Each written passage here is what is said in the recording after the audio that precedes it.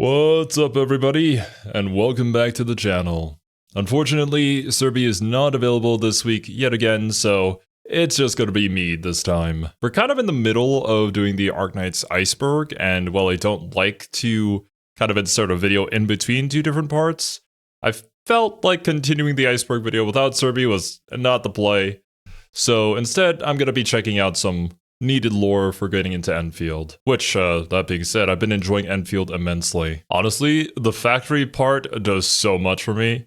And I was talking about this with Serbi when we were playing, but I kind of want to try out stuff like Factorio now and maybe do like a collab stream on that, just because of Endfield. Now, while I have been reading a lot of the logs and stuff and trying to connect the dots myself, I'm sure there's still quite a lot of lore from OG Arknights to Endfield that I'm still missing context of, so I'm looking forward to checking out this video today from Sunal, who you should definitely go and support.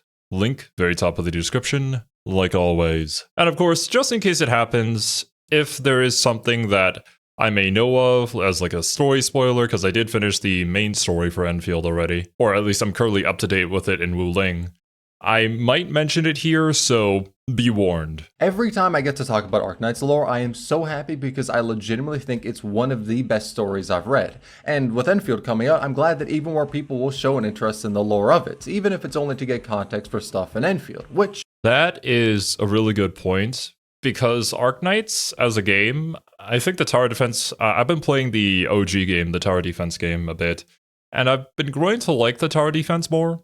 But still, it's one of those more niche genres that is harder for the wider audience to get into, I think. That being said, there is also the massive filter of the factory gameplay in Endfield, which I think really filtered out a massive chunk of the audience right from the get-go. I'm kind of glad they went that route, though, because not every game has to be made for everyone. And without the factory stuff, I definitely wouldn't be as interested in it as I am currently.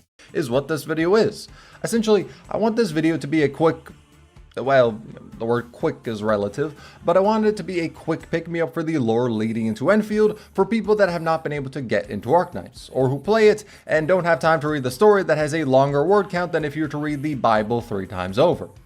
Yeah, goddamn, the visual novel style is really showing its strength here with the storytelling in original Arknights, because there's so much more nuance. I don't know if nuance is the right word, but we can get into so much more detail when it comes to like characters or particular events that are happening that maybe isn't portrayed as well when it comes to the 3D format. And I think, unfortunately, at least this is just my opinion, a lot of the story in Endfield kind of suffers from that. But you know, like OG Arknights sort of started off pretty slow, and so is Endfield, so I'm hoping that it picks up the pace later on, and that we really find the formula that works for us. Now, with this being such a wide range of explanations, there are naturally going to be spoilers for different events in this video. However, don't worry about that, because anytime I do go into spoilers, which most of the video is gonna be, I mean, like, come on, just look at the title. It's a lore video, I will mark out what events and stories I am spoiling for Arknights, and when later I discuss Enfield's current story and my speculations about where the plot is heading in it,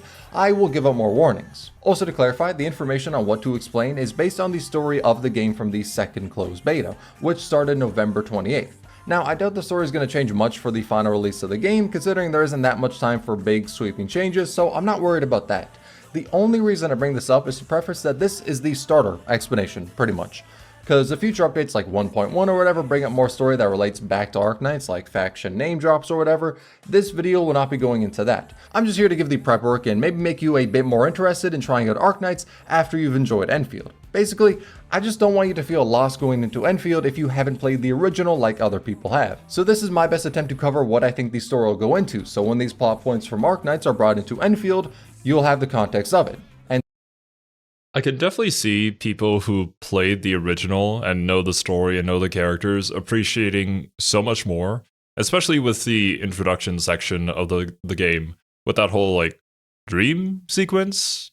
We're still not really sure, but there were so many references back to the OG game. And really, the fact that we had started learning about Arknights lore here on the channel is kind of what's keeping me going too with Endfield, because while the story I think could definitely use some work, I think the lore is really damn good. Like the lore implications of things that could maybe relate back to stuff that we didn't really understand as much on Terra. And I'm really interested to see how I believe they're called reconveners, come out to be, because while I did read the log on them, I'm still not entirely sure how to clarify them. Like, are they the exact same person, or like a corrupted version, or just like a memory of the original operator from Arknights? Because going through Levitane's story, it was clearly her trying to find who she was, and after the journey, finally settling on becoming her own self, right? Which I thought was actually a really good parallel to the Endmin story, because we also don't really know who we were.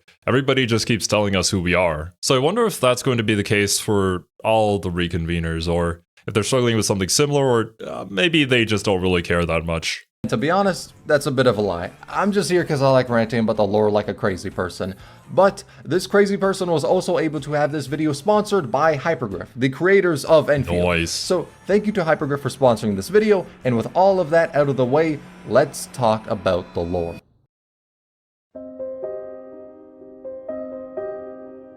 Damn. Hell, she's dead, apparently. Her name was on the tombstone at the very beginning of the game. Arknights is, as a story, definitely multifaceted. You have stories of people seeking the future no matter the cost. One of someone's lone journey throughout the world in a desperate hope to save it. Others take an influence in their storytelling and changing their narrative style to be similar to the storytelling of the region they're based on, like some of the Sui events emulating a narrative style like Chinese folklore, or another focusing on fairies and fantasy to be more similar to Irish or European folklore. And that is something I appreciate a lot about Arknights, is the diversity. I'm sure a lot of people have mentioned this, but something I hope they never get rid of is the different voice actors sort of speaking in their native language. Like, you don't have to speak English for me. I'm cool with subtitles.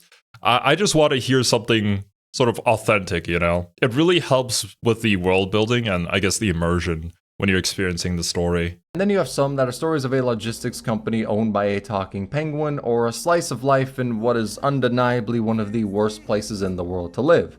To really bottle the stories in Arknights to one particular saying would be difficult. But what I think a lot of them revolve around is, no one should be able to judge the value of human life. Everyone deserves the ability to survive. And this plot point is integral to both Arknights, Endfield, and probably many future projects within the Arknights world. Now, the full reason as to why this is important will be discussed later in this video, but also definitely in the endgame of Enfield's story. Honestly, I have a lot of thoughts about how that'll play out myself, but the first thing I want to lay out for the people who don't know the lore is the setting for Endfield. Now, the explanation on its own doesn't have any spoilers for Arknights. Further explaining how the setting came to be is where it is, but the basics are no worry. So the story of Arknights takes place on Terra. Basically. This is the world map of it. Now, off in the north, past the Infi ice fields, there is a portal. Don't question why it's there. And this is the portal.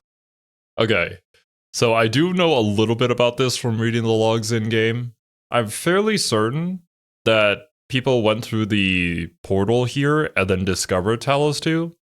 But the thing about that is, the people who are native to Terra actually came from Talos 2 and then went through the Star Portal to inhabit Terra. I also think there was a log talking about how there was some sort of ancient technology that they had used to make sure that the planet was rotating at like the same speed as Talos 2, so that they could still use the same calendar and time conversions and whatnot, which is kind of crazy, but also pretty convenient. Of course, the amount of people who remember that Talos 2 was like an original home for everybody is probably very few. I don't even know if any of the characters we currently know of in the main story would have the answer to that or would know that. Probably the bad guys. I'm not really sure yet what their deal is or like how they relate to the Endmin. I have some suspicions, but they're really just theories at this point. That teleports the Terrans to the planet Endfield takes place on, Talos 2.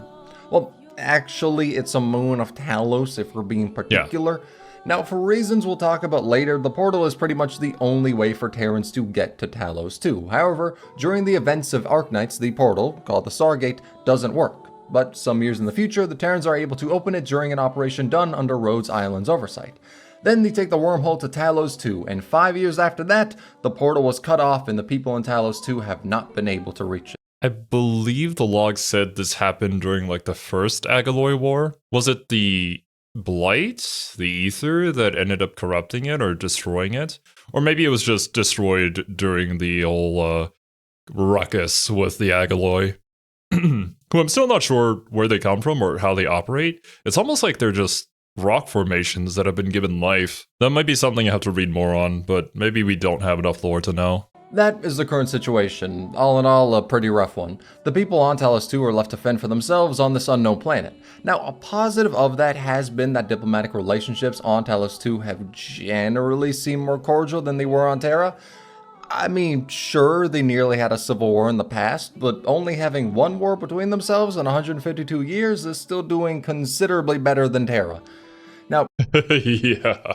I think a lot of that has to do with the fact that there is a constant outside threat that you kind of have to band together to deal with or face extinction. If there wasn't, then maybe. But thinking back on it again, the catastrophes were pretty damn big. There was also the Lumberjack, which I don't really think the people of Terra really knew, at least not the majority. And also the Seaborn.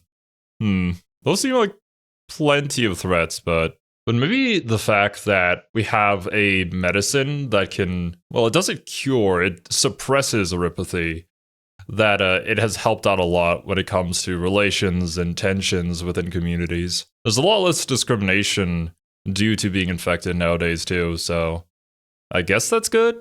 But then again, we also brought Originium to this planet. We kind of brought the cancer rock with us, and people get infected by it, but we kind of need it. So I don't know if we're the good guys. I don't really think we are 100%, which I guess is par for the course when it comes to Arknights.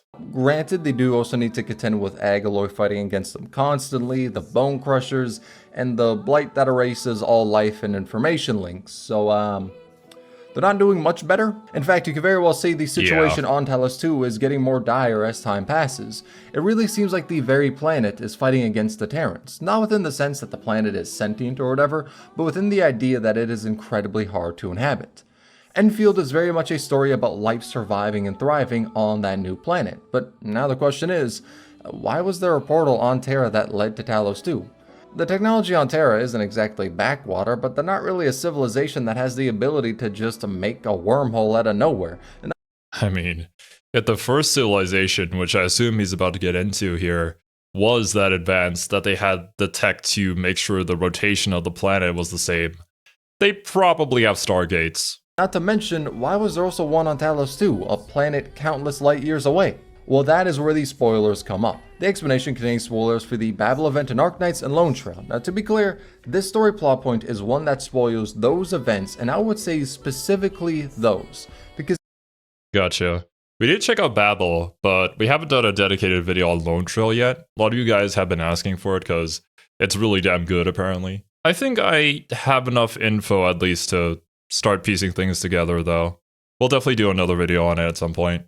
Even though Babel is a part of the main story of Arknights, I wouldn't say explaining these spoilers ruin chapters 0 to 13 that you would naturally read before Babel, because the reunion arc and the Londinium War to a certain extent, and pretty much all chapters except for the last one, don't really touch on this plot point, just give foreshadowing to it. You can very much treat what I'm about to explain as the lead-in for later stories of Arknights, but not a spoiler of all these stories that came before, just the ones I have marked out. So with that explanation, if you don't want to be spoiled on these two events, skip to here. Later when I get into spoilers that can spoil other events, I'll give out another warning, so don't worry. But the reason why the portal in the Infi ice fields exists and why it goes to Talos 2 specifically is because it is a lifeline, a survival method. Not from anything specifically on Terra, but what exists out there in the universe, the observers. Now, to y'all who checked out my Arknights Limbus collab video, you'll notice I'm explaining we still need to check out this video. A lot of you guys recommended it as well. I'll probably do it with Serby, though. Some similar plot points between these videos, but it comes with the territory of explaining the main conflict. Though I will say, if after this video you want to learn more about Arknights, then I could recommend it because this is focused on explaining the why of the plot points that I think are likely to reappear in Endfield and showing the weight of them in Arknights. But that video is, even though it's for the Limits collab, focused on explaining the morality and philosophy of Arknights. Though before explaining the Observers, I want to talk about the history of Terra briefly. See, at one point it was just a regular planet in the galaxy, and the only race living on it were the Tikas, until the predecessors came to it. They're a tier 3 civilization that could travel throughout the stars, the Doctor is one of them, and thousands of years before the time of Arknights as we know it, the predecessors brought life to Terra. Aside from the Tikas who were already native to it and would later become either the Sarkas or Sanctum. But the predecessors are the reason why the animal races in the game exist. They brought them to Terra and are the reason why they look human. But these life forms originally came with the predecessors from Talos too. The reason they decided to land on Terra was to prepare against the threat of the Observers. And really the only explanation I can give of the Observers that makes sense is the one the Doctor gave before their amnesia. They equate civilizations and their growth, schemes, machinations, triumphs, and glory all to a tranquil forest, where a tree represents a world or a collection of planets all host to the same civilization. That tree represents all of its people on it. And in this forest, the predecessors are also just a tree, and the Observers are the lumberjack. The trees do not know the origin of this lumberjack, do not know why it cuts them down, but they can do nothing to stop it. It's been a while since I made a Tengen Toppa and Login reference, but if you guys have seen the show, it kind of reminds me of the motively the anti-spirals. Not exactly, but they kind of fill a similar position. That is the difference between them. We do not know what the Observers are. We do not know why they do what they do. We just know that even though the predecessors have technology that can have them travel throughout the universe, they view the difference between them and the Observers as they are the lumberjack and the predecessors. Hell, every civilization in the universe are the tree. Equating it to cosmic horror might not even be that far off the mark, because the Observers are not explained as a threat you can fight and win against. They are something you run and hope to survive against.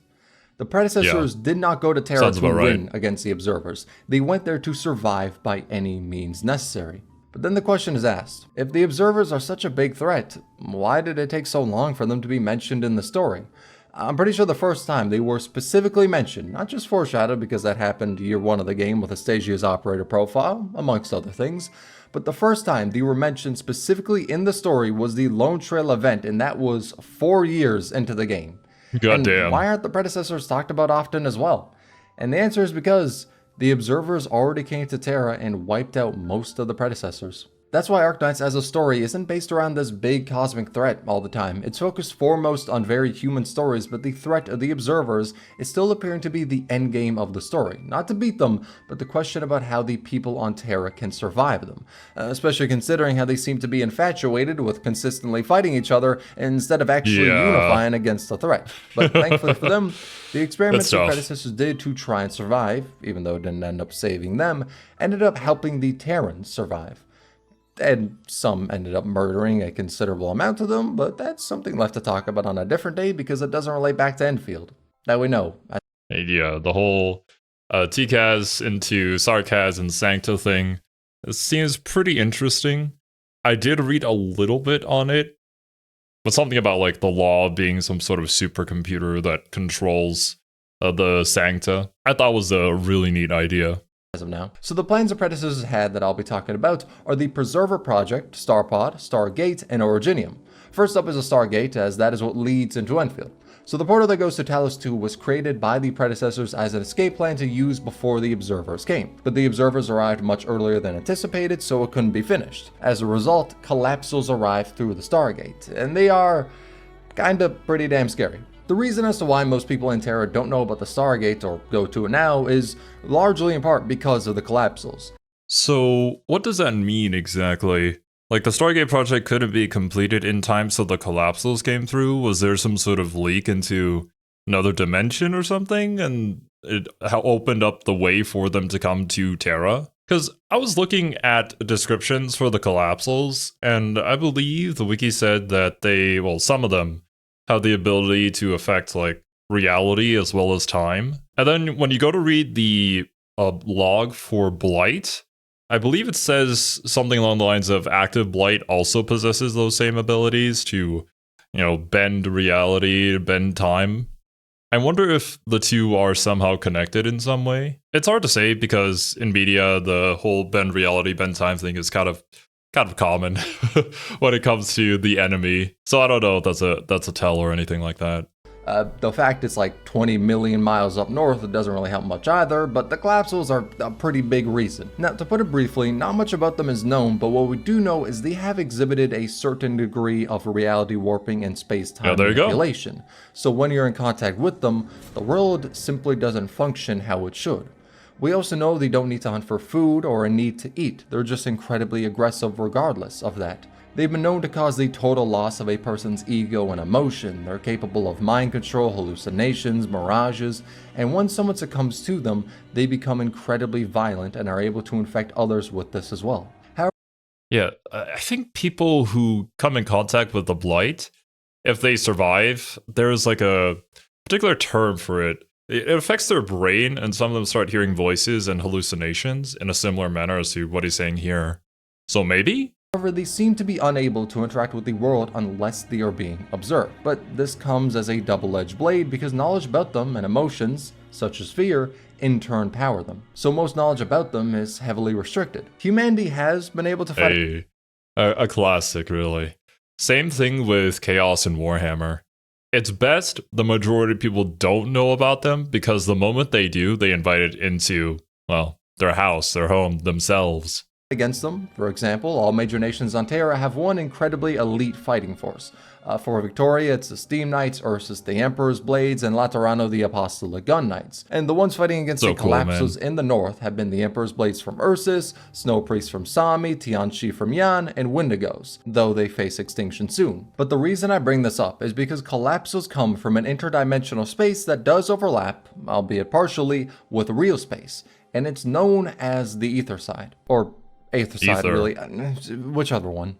Now in Arknights the word Ether Side is actually barely mentioned, I'm pretty sure. It's only really in the forefront for Endfield, but there are some connections you can make in Endfield to the Collapsals that seem like it's very likely they're present in it. Now, I'm going to link a Reddit post in the description that I'm pretty sure is where this theory came from, but if not, it is definitely the best source of information about it. Now, there are some obvious things like, since the Collapsos came from the Stargate, of course there's a possibility they'll come through the one on Talos 2 as well. Yeah. Even if the people on Terra eradicated the ones in the north similar to how the ones down south in the Hotlands got clapped, from what we know, the ones on Terra are very likely just the vanguard for their forces. So I doubt many efforts on Terra would make the possibility of them appearing on Talos 2 zero, especially considering the state of the Stargate in the north is currently unknown in Talos 2. But then another point of the theory is in Levitane's operator profile. Demons are mentioned a lot, and it's confirmed later on in that profile that demons was an archaic term for describing aethermorphs, which are aether-side organisms or entities. And in A Walk in the Dust, Kelshi brings up the term demon in explanation and concern for the Emperor's Blade, as they are super soldiers created by Ursus that use the corruption of the Collapsals. Now, this next point has spoilers for Zwillingsstrom im Herbst, which... Listen, I know it's German, I know I butchered that, but I tried my best and I think that's really the only important thing here. Hey man, I don't think anybody can really do better. Unless if they were German, of course. But skip to here if you do not want to be spoiled on it. So the Witch King, who is basically the strongest arts caster on Terra, and it's not really even close, dedicated his life to uncovering more about the realm the Collapsals come from. It's actually really cool that there are logs in Endfield that still mention the Witch King. Like, even after all this time, this man made an impact on history that I don't think anyone will forget. And later into his studies, after learning more of the truths about Terra, went insane due to the revelations he found. This led to him becoming a dictator in Lethania, the country he ruled over. And due to his cruelty after losing his mind, he was overthrown and killed, but through his arts, he made his soul go to the realm of the Collapsals, which he called Kargereich. I know, I fucked it up again. It means desolate domain in Lethanian. Moving on. Now, with the Witch King being the greatest caster in the history of Terra, he was only able to carve out a small pavilion in that realm against the Collapsals. He only made a tiny, volatile bubble in an infinite void. But the importance of this is that he was able to resist the Collapsals moving more into Terra, but one other thing he might have been able to stop happening on Terra is the Blight. Now the Blight is an Endfield. It erases all life and information links and it comes from the Ether Side. So if the Desolate Domain and the Ether Side are one and the same, the pavilion the Witch King made is why Terra didn't have the blight problem that Talos 2 does. Basically, if the theory is correct, he was the stopgap against the Collapsos doing whatever they wanted to in Terra. But if this is true, it also means there's no one in Talos 2 who is defending against the bulk of the Collapsal forces. I mean, yeah, I would assume then that Talos 2 has kind of the majority of the collapsal forces, or at least things that are similar to it. But that's insane. And of course it would be the Witch King. I mean, this is still kind of a theory. I don't think it's really confirmed anywhere yet, unless some new information has come out since this video was released. But if it had to be one person to hold the gates, it would probably be the Witch King. So if they are in Endfield, their showing will be a lot more intense than anything in Terra. Basically, the theory is, the Witch King called the realm of the Collapsals the Desolate Domain, and if this is the same as what the Ether Side in Endfield is, it means Endfield will deal with the Collapsals later in its story. Now, this theory isn't exactly bulletproof, the Lincoln Boards of the characters referring to Collapsals as demons and the portals being in play. But I mean, in Arknights the word demon is only used a few times, and where it's only used as a name are against the Collapsals, including all of In Hero People Souls, where the defensive line against the Collapsals is called the Demon Defense Line. Yeah, Arknights is very particular about their wording, so if I'm putting money on them becoming a plot point in Endfield, I'm putting down a lot. But that's the explanation of the Stargate and the theory that the Collapsals will appear in Endfield. To talk about the other plans the predecessors had, let's talk about the Preserver Project and the Starpod, as these show the more imminent threat around the world and what Talos 2 is under as well. The Preserver Project was a strategy the predecessors had where they would, well, preserve their bodies in sarcophagi to avoid the observers until a time came where they could rebuild their civilization, as this was after the observers' attack that nearly wiped them all out.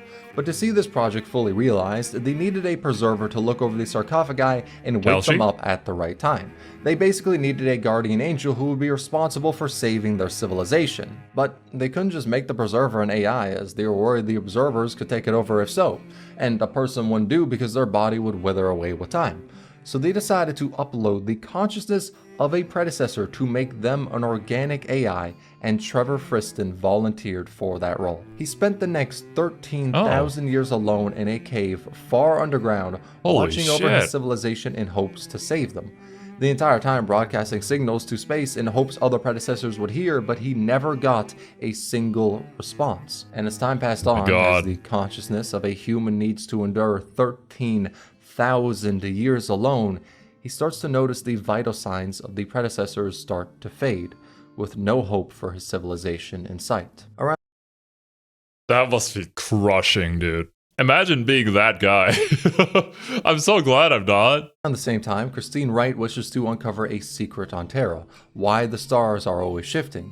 You see, the sky of Terra is weird. Astrology hardly works as a science because there's not many constants with the stars you can observe on Terra, and even more weirdly, any spacecraft or vehicle capable of flight always starts to fail at around 6,000 or 7,000 meters above ground level. Weird. I think this probably has to do with whatever, like, sphere or dome that the first civilization put up over Terra in order to protect them from the lumberjack. Or it could be something else, because there are also logs talking about how scientists in Talos 2 are trying to find Terra, but no matter where they look in the sky, they just can't find it for some reason. Which I'm assuming is also because of this dome, which is hiding Terra from being observed from the outside. This made it so the people on Terra never looked into the universe or thought about traveling the stars. To them, the word universe doesn't even exist. They cannot fathom what that means. Not for a lack of technology, they certainly have the ability to make spacecrafts, but because this invisible barrier shut down any attempts to travel at high altitudes. And Christine Wright's parents died in a plane crash due to this fact. So she dedicated her life to uncovering why that's the case, and as a result, found the cave where the Preserver Project was taking place. Asking Trevor Friston about everything, about why this all came to be, she got some answers. That the barrier in the sky is called the Starpod, and it was made as a way to shield Terra from the observers due to the worry that they will attack again. That's why the stars are always shifting and objects aren't able to pierce it. It acts as the greatest restriction to Terra, but also the main protector of it. It's a veil to hide what is happening on Terra, as the threat in the stars far outweighs any benefit of traveling through them. and this gave extra time for 2 other plans of survival to come to fruition. But after Christine spent 2 years learning about the situation with the Star Pod and why it came to be, her ideals never wavered. Even after learning the truth of the world, about the observers, about Terra, truths that drove the Witch King to madness, she never lost sight of her goal. Because of this, she asked Friston if he could reroute the power of the sarcophagi to make a beam capable of splitting open the barrier. As if we ignore the energy of the sarcophagi, it would take an immeasurable amount of energy to pierce the Star Pod. It would basically be impossible, which was by design, because such an act is equivalent to signing the death certificate of Terra. If the sky is split open and the people can see the universe for the first time, the observers can also see them. And if they decide, though it's not like we know what makes them decide to take action, to wipe out all life on Terra, there is nothing they can do. I would like to think that when it comes to the observers, it's more so just their nature rather than any sort of intent or malice. It's just what they do. Their present state, to survive. Due to the years eating away at Friston and the ever-creeping reality that his civilization will wither away in the sarcophagi before having a chance of survival, he agrees to the plan. But knowing the risks of it, he asks Christine, say your piece. After knowing all of this, do you still intend on gambling with your life to tear open the sky? Terra is ill-prepared, and your death will be without meaning or reason. Allow me to ask you a final question, to serve as my answer. Ask your question. Our careers, cities, homes, art, as well as our cruel history, suffering, war, catastrophes, and the arrogance that destroys everything. Trends of thought and ideals. Greatness granted by others and equality gifted from birth. The civilization born on this tiny patch of wilderness, and everything that we have ever loved without compare. What do they inevitably mean? And what is it that life ultimately seeks?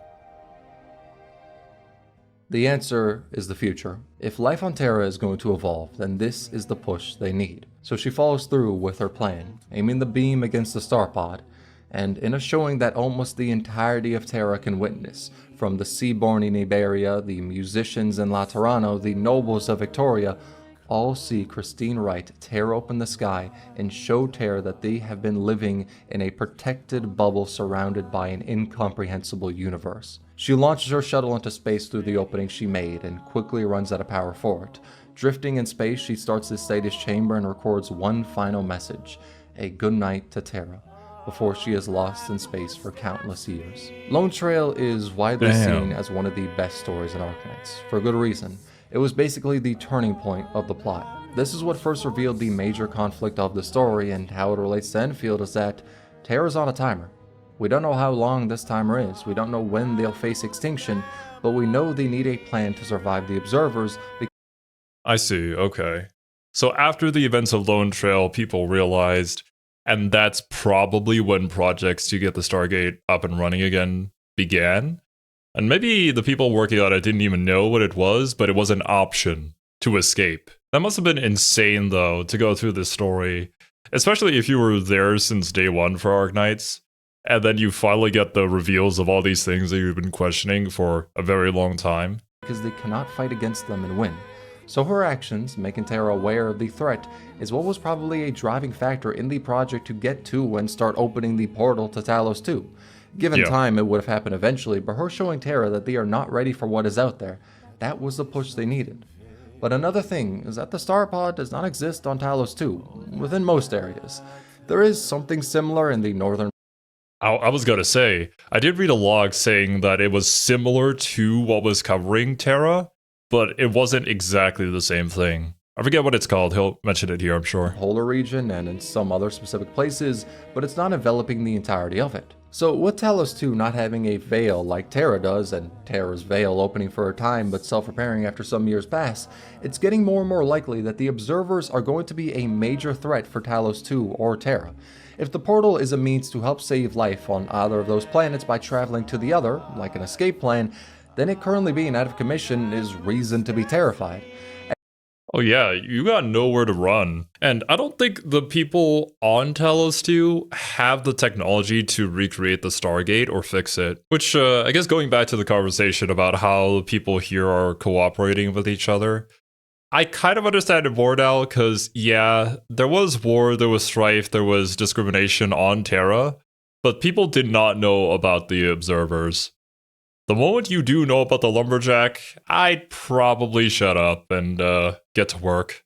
Set aside our differences, deal with the blight, potentially collapsals, and find a way to survive or get the heck out of there. But then that makes me question, what is the administrator? Like, what are they? Are they some sort of being made from Originium, potentially? And what is the Zeroth Directive? What is the purpose of it? Still so many mysteries left to uncover in Enfield. As with that, Endfield shifts from a planet banding together to survive to a, well, planet banding together to survive with a doomsday clock hanging over their heads. Now, in reality, I don't believe the observers are just going to pop up out of nowhere, but I think there'll inevitably be a future conflict, and the lack of a star pod is even more fuel to that fire Talos 2 has to deal with, whilst Terra is mainly dealing with the fire of Priestess and Originium. Which, on that note, time to talk more specifically about Endfield, and mainly the Endmin. Man, I gotta say, that name is still gonna take some time to get used to. But this point is going to get more into the weeds of a later plot revelation at the end of Valley 4 and Enfield. Valley 4 is the first region to go through. This is just one line and definitely doesn't spoil the entirety of Valley 4. In fact, it's pretty obvious this is the case before the story states it plainly, but I just want to give out a heads up in case. Though what I will be discussing about it also travels into Chapter 15 spoilers for Arknights, so if you don't want to be spoiled for either of those, then skip to here. But at the end of Valley 4, Neferth calls the Administrator, the main character, Child of Originium. And Yeah, in case exactly. you don't know what that is, That's exactly what I'm thinking of. Like, what else does that mean? Maybe it's a specific term used in OG Arknights? it's the rocks that are the cause of many disasters in Terra. They've resulted in catastrophes forming, people becoming infected, and so much death. But it was originally made as a way to save humanity, another plan of the predecessors, though the two specific ones who made this plan were Priestess and the Doctor. Before Terran civilization came to be, the two of them debated heavily on what they could do to survive, and the results of this debate came to form Originium. It may just look like a rock, but what it's capable of doing, what its purpose was, is to store information. It can store vast amounts of information, and inside of Originium can create an assimilated universe. The idea was to assimilate civilization into Originium so they could escape the observers and survive. But there was a rift in how the Doctor and Priestess viewed this project. Priestess wanted all of civilization, in its entirety, to be consumed by Originium, even if people did not want to be consumed by it. Basically signing them to die by Originium, but having the information of their civilization live on instead of being wiped out. While the Doctor... Yeah, we got some real Soma vibes over here. If you guys haven't played the horror game, by the way, I highly recommend it. Soma is probably my favorite horror game of all time. Throughout all the lore videos that we checked about Arknights, we never really got to the priestess's motivations or intentions until I learned about it here. But you know what? I'm not surprised. That sounds about right. That's what I was guessing. Doctor had a more reserved approach than what Priestess suggested. They knew the benefit it provided, that it may just be their only chance to live, but they were hesitant on subjecting all of Terra to be consumed by Originium. How can you decide that for people? I don't even think the majority of people on Terra understand that Originium does this. On one hand, if it is, they will survive the observers. But on the other, if you just survive as information, can that be called living? Is it worth? Now, without going into a lot of the thought process behind how the Doctor was in Babel about this, in their current state, we don't have a 100% definitive answer about what they want Originium to do. But we do know that the Doctor is against Priestess. Now, this brings in some interesting questions. Like, if the Endmin is called Child of Originium, that means it's likely to be the case that either Priestess or the Doctor created them. Now, the answer as to which one is still up in the air. Definitely a lot more likely that Doctor would be the creator of the two of them, as there are theories floating around that the Endmin was created as another body for the Doctor, and the close cooperation of Rhodes Island with them only adds to that. But that Child of Originium line holds a lot of importance for the future of the plot, just like the Reconveners. It's the way they bring back older operators, but how it's done is also through Originium, where the information of them is brought into real space. So information of characters from Arknights can, through Originium, become people in the world of Talos 2. They're different people fundamentally, they just got some memories of the person they, in a sense, used to be. But okay. So just memories, but different people.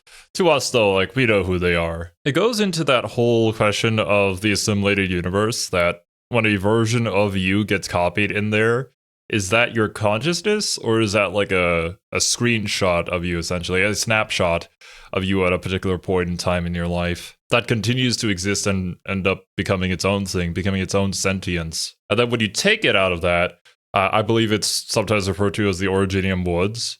When you take them out of the woods and then bring them into physical reality again, then I guess that's an entirely new version of said person. Since Endfield takes place, I don't think we know precisely how long. I've heard 500 years thrown around, but bare minimum, we know Endfield takes place 150 years after Arknights. So most of the original people the Reconveners are taking after had already passed, unless there's some long-living race like the vampires. But the Reconveners bring up an interesting question. If life can be assimilated into the Originium universe, and then brought out from it to interact with real space, does Priestess's motive hold more moral ground? My answer would still be no, because end of the day, the person you are is dying out and only a faraway echo is taking its place. But how Endfield handles this plot point I think is going to be very interesting with how it ties into Arknights. And how it's gotta be interesting to see how the Endman kind of learns about themselves, their identity, their potential purpose, and maybe go on a similar journey as to the Doctor with discovering Terra again.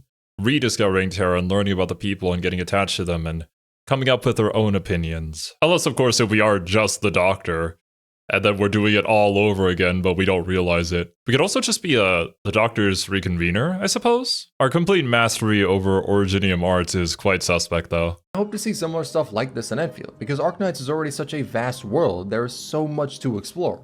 So seeing the concepts in it still hold weight in the world is nice. I don't think we need to go full sail in the direction of more Arknights lore, especially considering I believe Endfield was set to be a standalone game. But it's nice to see the lore of OG Arknights hasn't been thrown to the side. In fact, with how the lore in Endfield has been, it really seems like some problems on Terra are just going to get ramped up to 100 on Talos too. And the thing with Endfield, and if they do want to make it their own standalone game, they can. It's because of the way they set up the world building for Arknights. Like, you have the lore already established, and you could create whatever story that you want within this universe. Plus, we had the added benefit of this is like far into the future. There are going to be some people who return, maybe not in the exact same form as they were in the original game, but they'll be here in a new time, in a new place, as a new person to experience a new story, which doesn't necessarily have to have any sort of lasting impact to original Arknights whose story's probably still going. It ain't just those either. I mean, hell, there's also so many theories about the Agaloi having halos and how that relates to the Sanctum, especially after Master's travels, but that is an interesting theory. I do recall reading logs on people, like, researching the Agaloi's behavior, talking about how it seemed programmed. Which, I mean, if that's true, then maybe we do have a similar situation as to what the Sancta currently are, and there is some sort of supercomputer out there that is controlling all of them, or maybe some greater being. I'm not going to get into all of that now, because if I throw too much information in this video, it'll kneecap itself by new players watching it and not being able to retain any of it. I wanted to avoid information overload, so I hope this explanation of the lore didn't hit that point. There's a lot I want to explain, but in explaining a lot, I would then explain fucking nothing. I pretty much just want y'all to have a basic understanding of the lore, because I'm thinking it's incredibly likely the points I discussed in this video will appear in Endfield, and if they don't, 3 years down the line, y'all could come back to this video and say I'm wrong, but I'm gonna put a lot of money on being right about this. And yeah, that's a pretty safe bet. A lot of the things that we've learned from Endfield so far have kind of gone in that direction. You never know where they're gonna take it, but I can see a lot of connections or possible connections to these concepts that we've established in Arknights. And even if I'm not, hopefully the lore in this video was able to make you more interested in trying out Arknights, because I do believe that people trying out Endfield would still really enjoy getting into the story of Arknights. I think Endfield will be able to stand on its own, but knowing where this story started from will always add to the experience of it. 1000%. Honestly, I'm just really glad that a lot of personal theories I had from looking at the lore of Endfield do seem to be lining up with what other people are thinking right now. I have a lot of hopes for Enfield's story, so I'll just sit back and let them cook while I let my factory grow. And oh yeah, another thing this video did was definitely get me a lot more interested in Lone Trail. So whenever Serby and I finish the Iceberg video, we definitely have to find a video to check that one out. Plus the Limbus Company collab too. That's another gacha game I've heard is really good. But yeah, dudes, that's gonna do it from me today. Thank you guys so much for joining me. Hope you guys enjoyed your time here and hope you all have a wonderful rest of your day. And I will catch you guys in the next one.